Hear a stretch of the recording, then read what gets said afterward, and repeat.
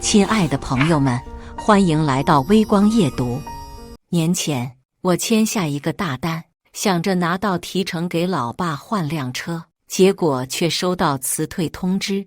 我发疯一样去问主管，被告知是新老板做主，我手里的项目也会有人接手，这是想坐享其成啊！我冷笑，直接签上名字，收拾东西走人。不久，大项目崩了，新老板火急火燎召我回去，事成后给我2倍提成。我笑着说3倍，拿到劳动赔偿金后反手拉黑。接下来开始我们本期故事，记得点击订阅并开启小铃铛。我是一名销售，出差陪一个大哥喝了 N 次酒后，成功拿下项目，而且价格还比公司预期的要高3个点，足足给公司多带来将近30万的利润。按照约定，这30万由我一半，加上固定1个点提成，这单我能拿25万，正好把老爸的车换了。这是我小时候和长大的自己的约定。那辆车开10年了，没成想当我凯旋时，却没收到欢迎，反而同事都避着我。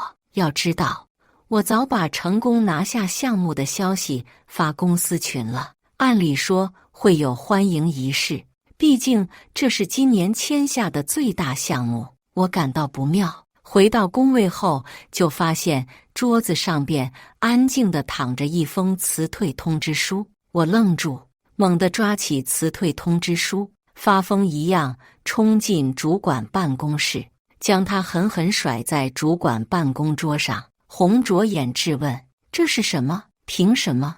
我在公司勤勤恳恳这么多年，立下汗马功劳，8个月的销冠啊！而且我刚签了大单，1000万的大单，凭什么？我疯狂宣泄着自己的不满，却掀不起主管老杨一点波澜。他摇头叹息，感谢着我为这个公司的付出，话头一转却说公司培育了我，这是新老板的决定。新老板说他来公司这么久了，你一直没跟他报备，他很生气，就把你开了。哈哈哈，这是什么理由？借口罢了。我收拾好情绪，和主管谈条件，我要2N+1，这单的提成和报销以及年终奖都要。老杨笑着摇头说给不了，看在我是老员工的份上，可给 N+1。至于其他的，公司临时更改项目内容，要把项目转到别人手上，再重新签订。懂了，截胡来的，什么狗屁更改，都是遮羞布吧。我心知肚明，冷笑，所以不光要贪我提成，还要摘走我的项目。老杨笑而不语，签了直接能拿钱，不签只能慢慢打官司。我拿起合同看，随后冷笑着签完字，转身就离开，却被老杨叫住，把合同留下，那是公司的东西，你带不走。他的话满是威胁。我嗤笑，不是要重新签订吗？还留这些废纸做什么？公司需要做一个参考吗？这就不需要你操心了。老杨眯着眼，我拿出喝了半个月酒才签下的合同，手指不禁用力攥着，就这么拱手相让了。凭什么？就凭他是老板。照他的说法，我出差的花销也不会给报了，因为没成功嘛，提成没赚到，还赔进去1万多。MD， 我双手猛地抓住纸张的中间，做事撕掉，吓得老杨大叫住手，不是只是参考吗？我不屑地瞥了老杨一眼，将合同像废纸一样甩出，转身离去。连公司的功臣都能随意辞退，你以为你能一辈子不被盯上吗？回到工位，我收拾好东西，就要将公司电脑里的文件都删掉。这些可都是我这些年打拼下来的江山，不能便宜了他们。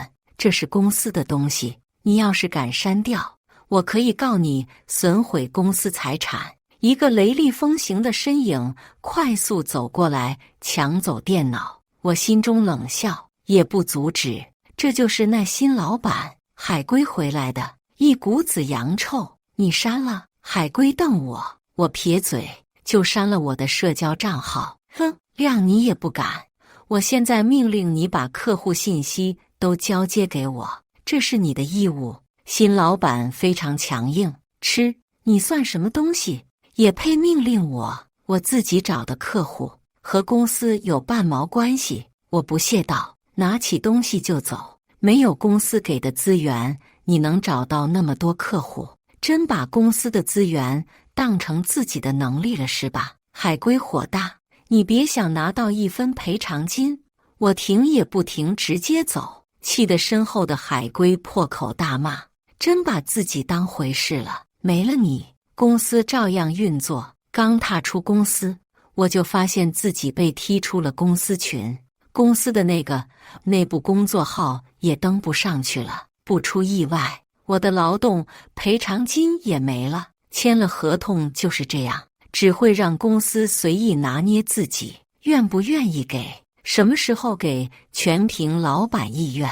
去打官司，几年之后花费的精力远远大于赔偿金，就为了争口气，很不值得。倒不是不值得，因为我有更好的办法。回到家，我第一时间联系我的客户，先是问好，然后简单将新老板抢我单子，将我逼离职，还拖劳动赔偿金的事说了下。这些客户和我合作多年，加上逢年过节我都会问好，和我关系非常好。听说了我的事，当场就有超过一半表示会终止和前公司的续约，剩下的也表示会慎重考虑。足够了，我的客户质量非常高，基本每隔一段时间就会订一批货，我的销冠全仰仗他们，可以说是我的衣食父母。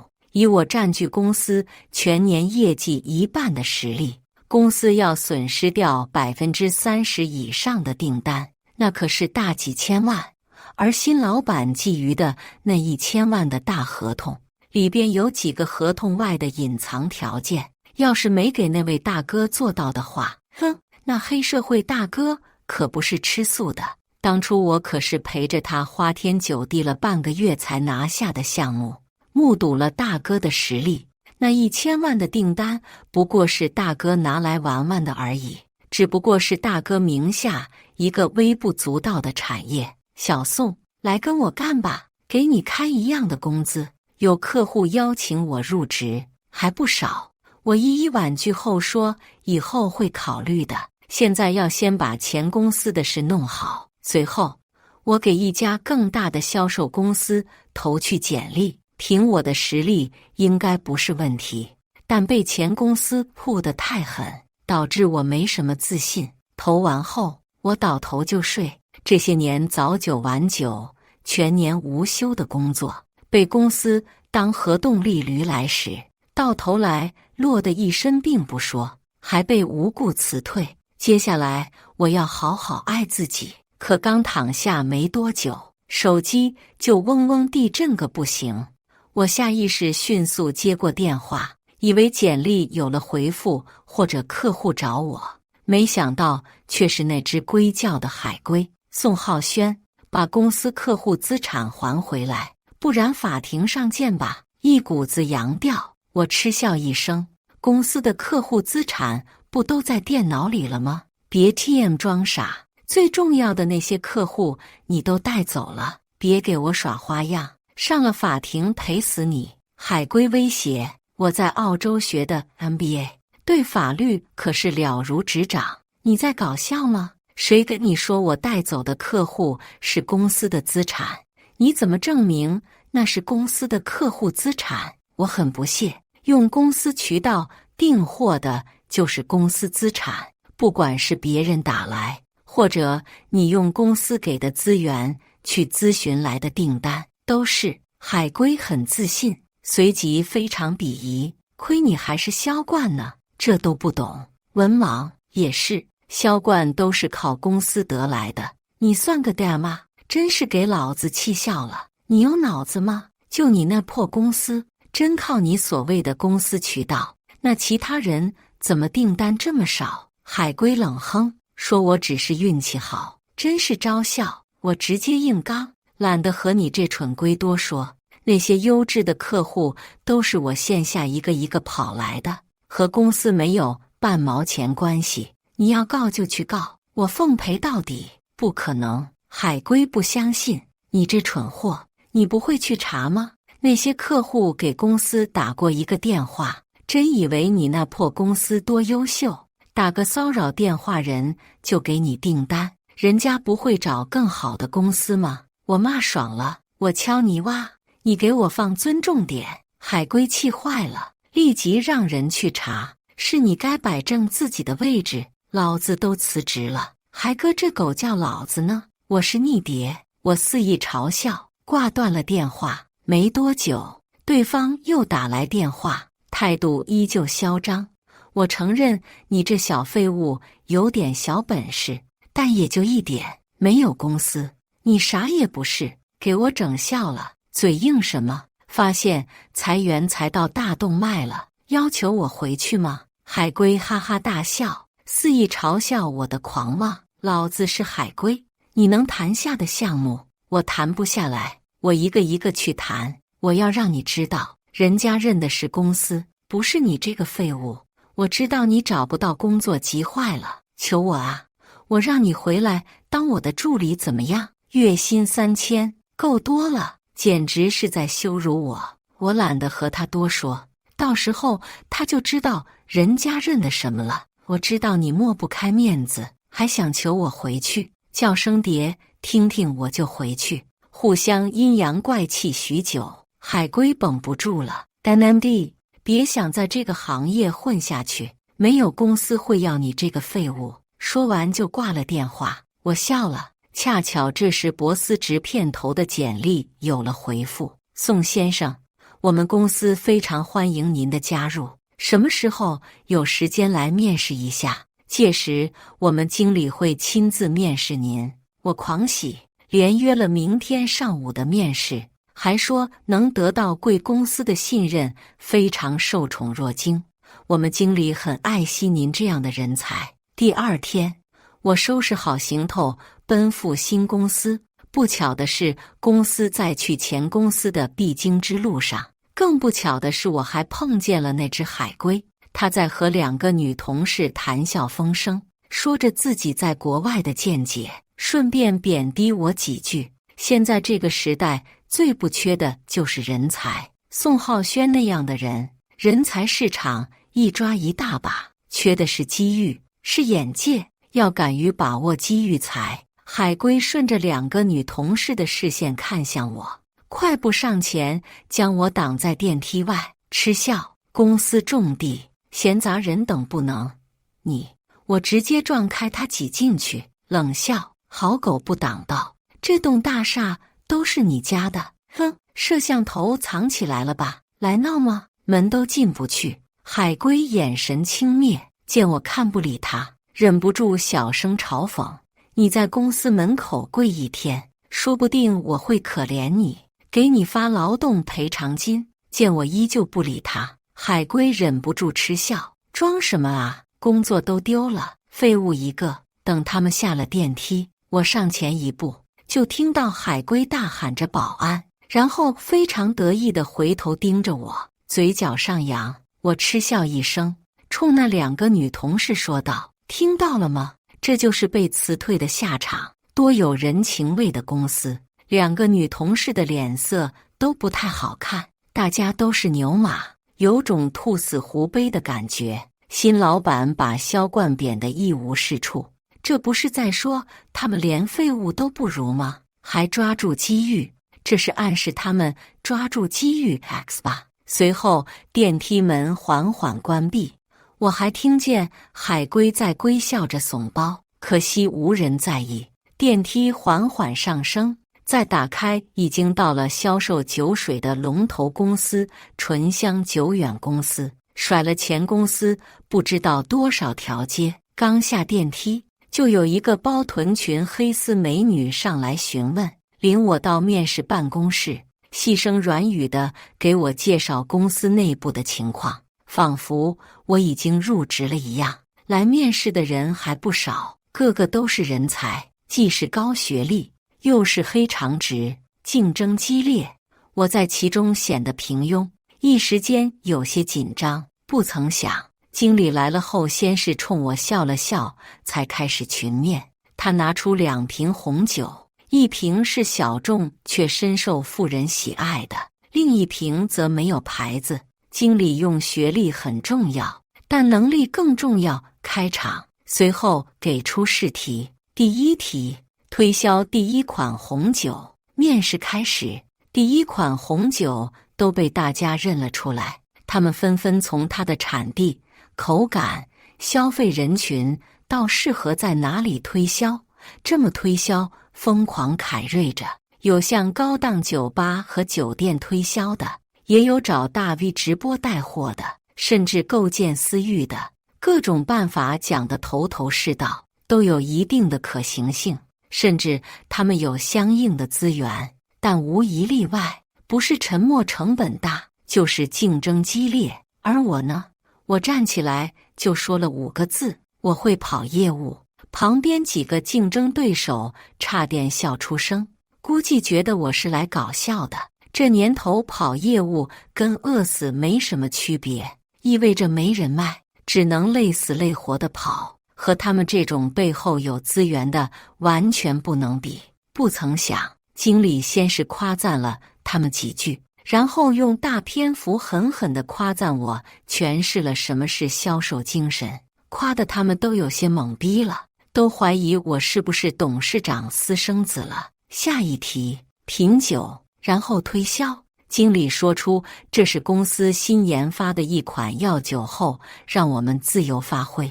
提了酒的成本很高，这酒我一喝就不太对劲，很苦，应该是红酒加中药，市面上这种酒很少。其他几位的表情如出一辙，但还是卖力推销，基本都从营销入手，把它打造成非喝不可的高端药酒，吹得天花乱坠后，向高收入的中老年人群推销。轮到我，依然很简短。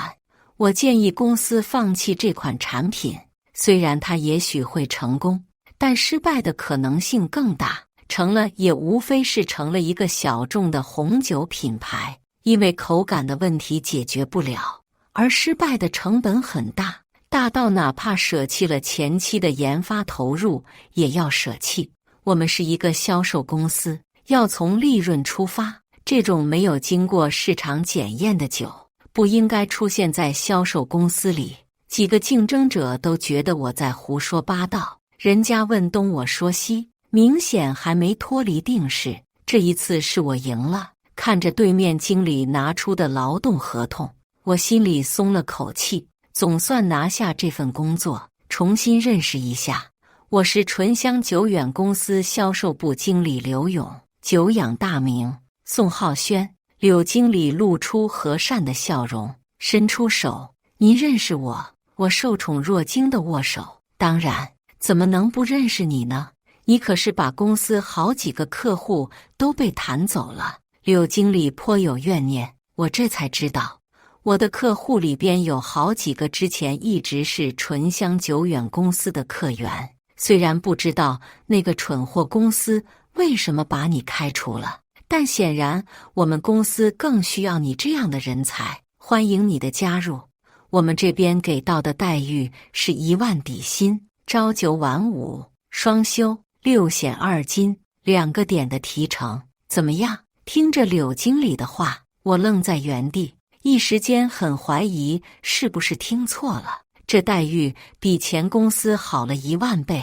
柳经理以为我不满意，还想给我加点什么，吓得我立即答应，我非常满意，马上签合同吧。我几乎是喜极而泣，前公司完全是把我当牛马用，这家公司把我当人了。朝9晚5，双休，这是我这牛马能拥有的吗？更别说还有2个点的提成，直接翻倍了啊！可我还没高兴完，柳经理等我签完后，告诉我一个更大的惊喜：上班和下班时间自由安排，只要完成基本业绩要求，不来都行。对了，试用期3个月，待遇和正式工一样。本来想给你直接签正式工合同，但试用期有补贴，提成加1个点。柳经理说的是人话吗？这简直把我当人才啊！我许下为公司誓死效命的誓言后，很快办理了入职。柳经理领我到新工位，还给我准备了欢迎仪式。同事们都很好，说话又好听，我超爱这里。可我放弃享受，无视柳经理让我今天先熟悉的话，直奔产品部了解相关酒水价格。发现不仅比前公司的品质好，而且价格还要低上一些。这就是头部公司的好处，供应链愿意让利，甚至我们自己也有做供应链。打印好相关合同后，我马不停蹄下楼跑业务。我要狠狠回报公司。第一站，兴业酒吧，本省最大的连锁酒吧。甚至在全国所有省份的省城都开有酒吧，每天的酒水消耗惊人。以前的公司小，只能拿下附近省份的酒水生意，而醇香久远公司的物流链辐射全国。这一次一定要全部拿下。董总，中午我去接依依放学，顺便带她去迪士尼玩，下午一起吃个饭啊。我给董总发消息，他昨天是第一个提出终止和前公司工作的客户。董总很快就有了回复，多谢你了，小宋。不过现在你前公司来人了，要不要我帮你教训一下他们？不用麻烦，董总，生意上的事还是按照利益最大化来。我连忙拒绝，虽然人情好用，但放在生意上会让关系恶化。眼见董总非要帮我出口气，我笑道：董总，我入职了醇香久远公司，让我和他竞争一下。你小子。董总笑了，说正打算和我现在的公司联系呢。很快我来到约定的酒店，进了包厢，迎面就看见海龟起身笑脸欢迎，见到是我后就立即变脸，质问我：你来做什么？怂包，想搞破坏？海龟皱眉，让我赶紧滚。我是董总邀请来的，你让我滚，待会儿怎么跟董总交代呢？我嗤笑一声，自顾自地坐下，瞥了一眼海龟旁边的黑丝美女，心中一动，面上却是不露声色。你能谈生意，我不能谈吗？你谈什么？海龟先是疑惑，猛地反应过来，大声斥责我泄露公司机密，扬言要告我。滋滋滋！董总要是知道自己竟然成了你的专属资源，他不得气死。我吧唧嘴，我这公司先前和董总有过合作，有种你就去告去。哼，什么破公司也配和董总合作？入职了个垃圾公司也好意思搁这桩？你这种废物我见多了。海龟非常不屑，还威胁我识相点，赶紧滚，别自取其辱。我懒得理他，他却不依不饶，还用劳动赔偿金恶心我，让我赶紧滚，他会考虑尽快给我。大老板，把你的棺材本藏好了，别被偷了。我嘲笑羞辱他。你！海龟猛地拍桌站起，威胁我一辈子也拿不到，却愈发像个小丑。送你了，穷鬼！我哈哈大笑。海龟咬牙切齿，忽然冷笑说我嘴硬，想用激将法，看来穷途末路了。用这种小手段，很想要吧，就不给，气死你！我笑而不语，只觉得他可怜。不一会儿，我起身出去，海龟还嘲讽我怂了。在看到我把董总迎回来后，脸色就变得难看。董总，我是和您之前合作的王氏酒业。海龟立即站起，伸出手。董总象征性的握手后，转头和我聊起近况，把海龟他们晾在一边。海龟顿感不妙，打断我们：董总，他已经被我们公司开了，别被他骗了。现在您的业务由我负责。他给黑丝美女使眼色，黑丝美女露出妩媚笑容，弯腰倒酒，故意凸显曼妙曲线。结果董总脸色大变，大声斥责哪来的野鸡，将他轰了出去。冷着脸，贵公司难不成是鸡窝？基本的礼仪都不懂？你爹没教过你，别人说话不要插嘴吗？海龟脸色极其难看，却不得不陪笑道歉，说是怕董总受骗，接着自罚3杯。董总脸色好看不少，却不免责怪道：小宋这么好的人才，辞了多可惜。你们怎么想的？海龟故作叹息：我也惜才啊，可那是公司决定的，肯定有他的原因，我也不好多问。真装，我嗤笑，无非是嫉妒和想鸠占鹊巢罢了。我知道你有怨，但你不能污蔑培育你的公司啊！海龟故作生气，谁培育了谁心里门清。我卖了一半业绩，也好意思说公司培育我？我笑了，这都是公司全体员工的功劳，你怎么能独占呢？海龟恨铁不成钢道：那也比某些坐享其成的垃圾强。我骂道：你！海龟气急，被董总打断：我不是来听你们吵架的，谈合作吧。海龟率先拿出之前的合同，表示一切照旧，附近3个省份的酒吧他都要拿下，这样其实挺好的，省得换来换去。随即他挑衅地瞥了我一眼：话不能这么说，一切用利益说话，我能给董总更大的折扣，干嘛不要呢？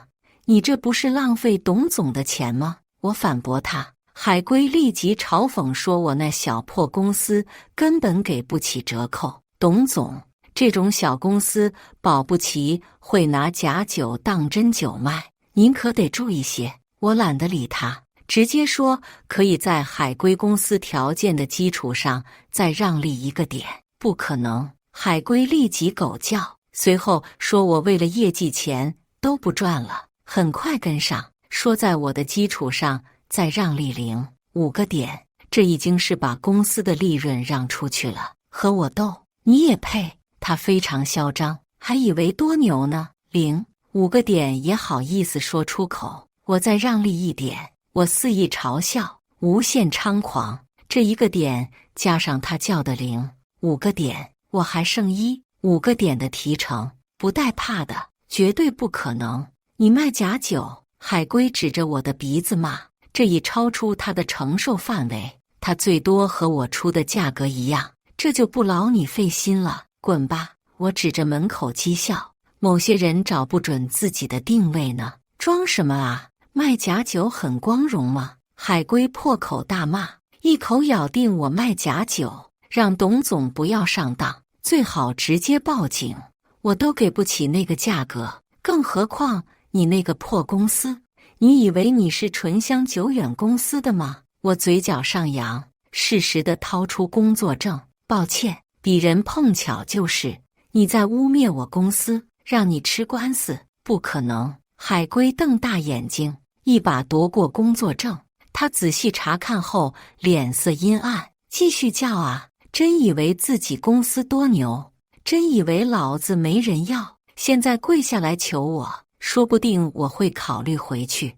我一把抢回证件，态度极其嚣张。海龟眼皮狂跳，别得意，走后门进去的罢了。滋滋，什么都给你说完了，谁才是走后门的心知肚明？刚上任就把萧冠辞了，还以为多牛呢？靠爹的废物！我非常不屑，乖，像条狗一样求我回去，我会考虑考虑的。我食指往回勾动，嘴角灼灼像逗狗一样。MD 说谁呢？嚣张什么？海龟气炸了，猛拍桌子，当场让利0.5个点。公司是老子的，你拿什么跟我斗？小垃圾！我哈哈大笑，再度让利1个点，把所有的提成都让出去，指着海龟鼻子骂垃圾、废物东西。公司是你的又怎样？来啊，让啊，继续让啊，敢吗？海龟眼皮狂跳，强装得意，哈哈，装什么啊？赔死你，小废物！激将一下就上当了，你当老子傻？把这几年的积蓄都赔进去了吧？回家哭去吧！公司是老子的，你拿什么跟我斗？小垃圾！我阴阳怪气道，指着门口，像条狗一样爬出去吧！老子有的是钱，不像某些嘴炮。海龟脸色阴暗不定，冷哼一声就走。董总，咱们喝，别理会那个只会耍嘴皮子的废物二代，没他爹他狗屁不是。混了个水硕回来，就以为自己能上天了，说的比唱的好听。我嘲笑道。海龟气得发抖，猛地转身拍桌子，双眼通红。我再让0.5个点，来啊，继续啊，废物东西！我心里松了口气，脸上笑容灿烂。恭喜你拿下大单，除去提成，血亏3.5个点。我公司的酒水价格本来就比他公司低1个点，相当于他不要提成也就出的价格和我一样。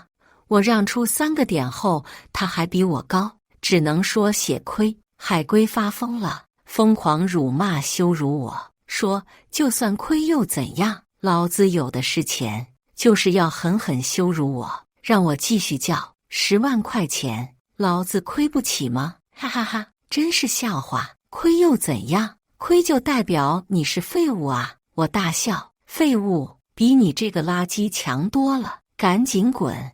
你不配待在这里。海龟指着大门，我摇头，可怜地看着他。随后和董总谈其他省份的生意，我正常拿提成，价格也比前公司低上1个点。怎么？我和董总谈生意你也要管？还是说你也要插一脚进来，继续赔？我奉陪到底啊，小废物！我挑衅地看着他。宋浩轩，海龟脸色阴沉，没能耐就闭嘴吧。我懒得鸟他。和董总聊完相关细节后，当场签了500万的单子，3个点就是15万进账。董总，下次有机会再合作。我去接孩子了。和董总告别后，刚出酒店就被海龟追上，他拦下我，让我别跟他斗，不然附近几个省的订单我都别想要了，赔钱也不给我。随后还诱惑我，你只要不和我抢，劳动赔偿金马上就到账。我嗤笑，怂了，之前不是挺牛吗？怎么比不过我这个靠公司的废物？你不是有的是钱，附近几个省的订单你又不是亏不起，继续亏啊！老子让给你了，每年也就少赚几百万而已，老子拿下其他省份的不香吗？你，海龟咬牙切齿，我要是都插上一脚，你别想拿高提成，我就比你高2个点，你再高我就不要了，不行吗？我挑眉，转身就走，有种别求我回去啊，废物！ WCNM， 这只不过我爹名下的一个公司而已，老子镀个金就走，装什么啊？只要那1000万的订单没事就行，其他不过是锦上添花。海龟在背后龟叫，可惜我已不在意。那1000万是那么好拿的吗？回公司的路上，董总问我海龟还没跟他签订单，是不是想赖账？我想起他说的镀金，连笑说不可能，他敢赖账，公司就彻底废了，应该是找人背锅呢。董总还想将订单按正常价给我，我连拒绝说有便宜不占白不占。后续他不续约了，我们再合作。回到公司，我将订单交给产品部，让他们和董总的公司对接，处理好后，又马不停蹄地赶去接董总女儿放学。下午，老杨找我，让我看在公司这么多年情谊的份上回去，给和醇香久远公司一样的福利待遇。你是傻子吗？让我放掉大公司工作回去给你们当狗，让那条狗来求我，我还会考虑一下。我破口大骂，混账！你怎么能这么说老板？你，老杨还想玩职场压迫那套，被我臭骂，闭嘴吧你！没了我，公司早废了，等着被我公司蚕食殆尽倒闭吧！还真搞不清楚自己的定位了。销冠就是爹懂不懂？还回去？回去后那些福利待遇就是一纸空谈，还不是任由你们破拿捏？那些年我在公司勤勤恳恳，没有得到应有的待遇，还被无缘无故辞了，就因为某条狗要镀金。那条狗不是挺牛吗？求我做什么？一年亏大几百万而已，大少爷家大业大，亏得起。老杨还想劝我，想用人情压我，被我狠狠拒绝。我知道那条狗就在旁边听着，让他来求我啊，我会考虑的。老杨却说没有什么狗在听着，还在疯狂劝我，你这么搞，公司倒闭了，多少同事失业，他们都有老婆孩子要养。这样吧，你把几个客户给我们，我们就要他们附近几个省的业务。你是在搞笑吗？为了让你们过得舒服，我就要委屈自己？你们是我爹吗？没本事就转行，狗叫什么？再说了，我带走的是自己的业务，他们的我又没动。我大骂破骂，还想张嘴要饭？我凭本事挣来的业务，凭什么给你们？你怎么不转点钱给我？眼见劝不动我，老杨只得提高待遇，想把我挖回去。醇香久远公司给你多少底薪？公司给双倍怎么样？上次离职的劳动赔偿金，公司给3N，还有那1000万的单子，公司会给你足够的补偿，包括报销和提成。那1000万的订单想偷可以啊，我要双倍的赔偿。我狮子大开口，见老杨拒绝，我冷哼道：1000万的业绩，我年终奖损失多少 ？TMD， 年终奖也没有给我。小偷就要有小偷的觉悟，没得商量。NTMD， 宋浩轩 ，NTMD， 爱要不要？这公司就算倒闭了又怎样？老子有的是钱。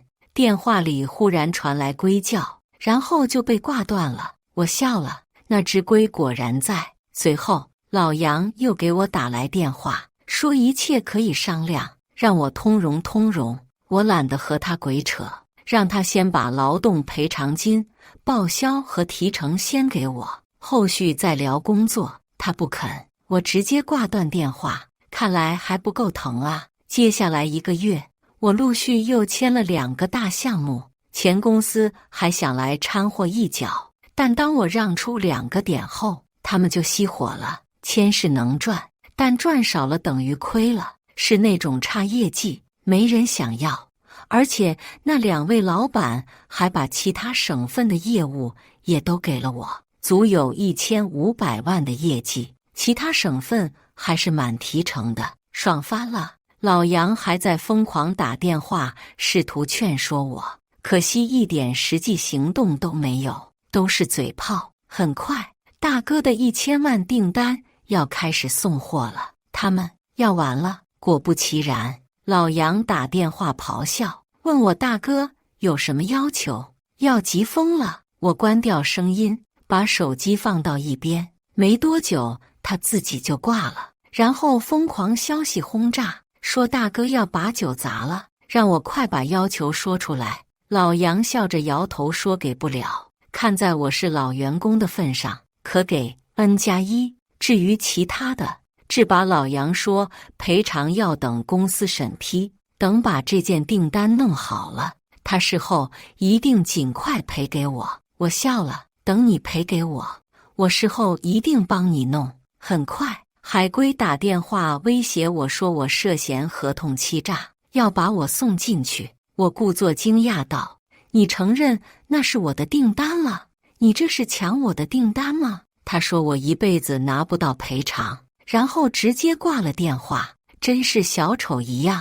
紧接着大哥的电话也打来，先是对我劈头盖脸的臭骂，在我大声喊冤，得知我项目被抢，工作被辞后，回复了3个字：知道了。不久，我的劳动赔偿金和年终奖到账了，真给我笑掉大牙。早这样不就好了？我直接拉黑他们的联系方式，转头跟大哥谈合作。下午当着他们的面签下2000万的单子，他们气疯了，拦住我疯狂质问：辱骂我拿了钱不讲信誉，扬言全行业封杀我，报警抓我，甚至要找人干我，真是给我逗笑了。我拿回属于我的赔偿金有什么错？我反问他们，那1000万的项目，我拿提成和报销了吗？他们哑口无言。所谓报复，自然也只是一纸空谈。最后，因为1个月内就拿下4000多万的业绩，我很快晋升主管。